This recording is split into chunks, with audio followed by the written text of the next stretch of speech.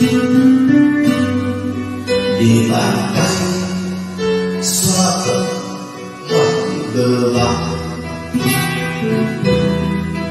để lạnh quá sao đừng về chia tay, mà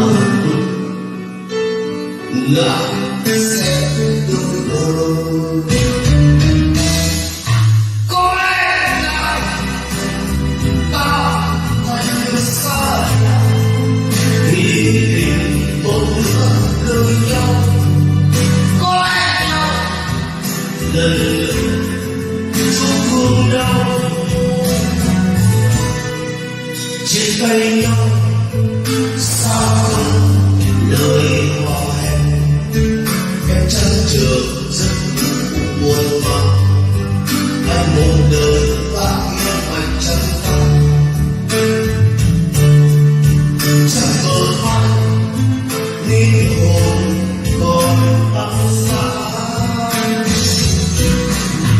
Có lẽ là em nơi đó không hiểu giờ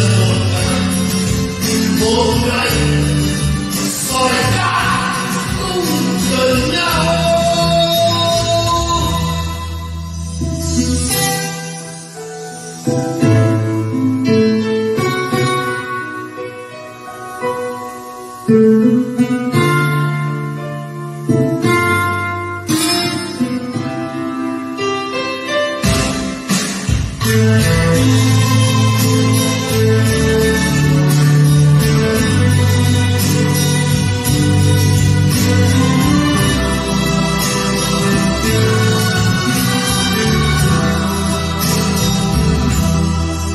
Những lần qua sao em không về chung lối,